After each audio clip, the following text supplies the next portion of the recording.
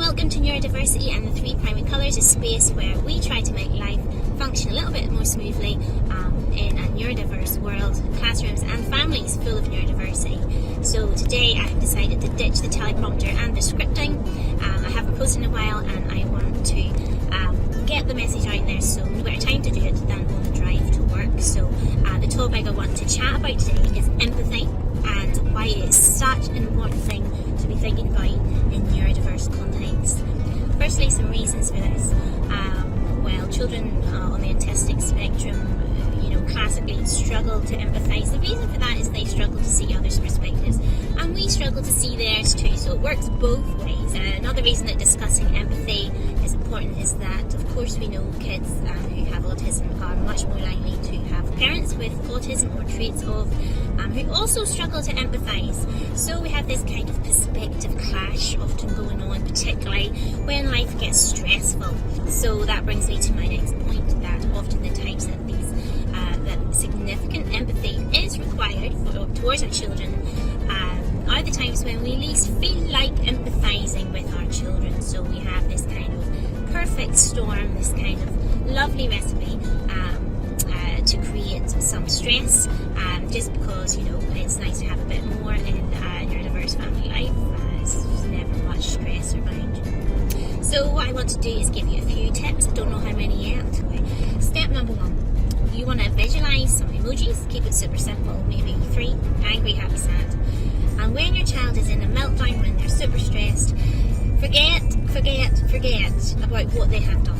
There is absolutely no point talking about what they have done, and that is a sure way to make them even more upset.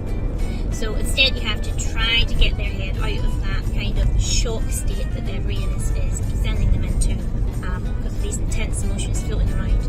You need to try to start getting them to use their cognitive or thinking brain by identifying what they are feeling, which is a really great way also just to help them validate them also. So the best way to do this for autistic kids is visually, if you can. Would you like to show me what emotion you are? Would you like to show me which one you are, if you've done it before with them? So hopefully, our children usually respond to that quite nicely because they're feeling heard, they're feeling seen.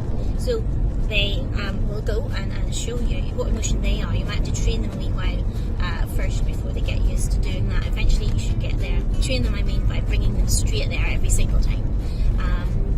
But eventually they should start wanting to go themselves. So step 1, basically, what emotion are you? Show me which one you want. And they'll probably point to sad or angry or both. Step 2, I'm so sorry you feel that way. That is so hard. I really hate it when I feel angry. I'm so sorry you're feeling angry right now. Notice that we're staying away from discussions about why they are angry. Say they hit their sister on the head just because they wanted to, or just because they couldn't have that chocolate that was belonging to their sister. We don't talk about what they did. We talk about how they feel. Alright, remember there's more going on for them because they don't understand others' perspectives. They don't understand this social world and why they can't have that chocolate. So why go there? It's not going to do any good at this moment in time when they're in meltdown. Okay, so step number 3.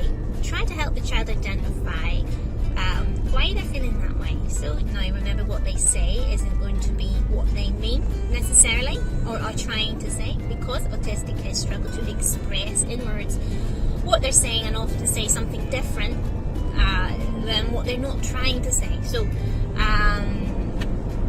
you might say, I'm sad because she stole my chocolate.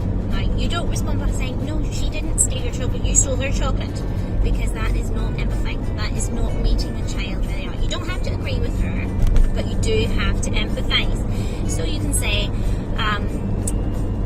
I'm so sorry that you feel angry because you think she stole your chocolate. I'm so sorry you feel like that. Again, it's just repeating her perspective, his or her perspective, back to them, and showing that you see and that you hear and that you are there, right there with them in their perspective. There is no threat to them right now.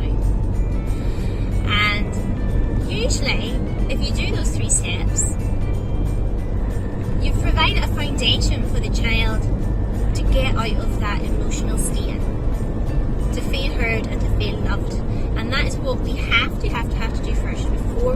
ever have any influence in regards to their behaviour. What I would say is, yes, it is good to talk about that scenario again later on, maybe that night if you can, when they're calm, relaxed, happy. Don't remember, children in meltdown can still be sort of a little bit meltdowny for a long time, even though they might not appear that way. And in our family we call this that they have the rumblings. They're still sensitive, they're still easily triggered. So wait a while, wait some time before you address what happens. Maybe bringing in a social story if your children respond well to those. So that's all for today, and thank you for listening.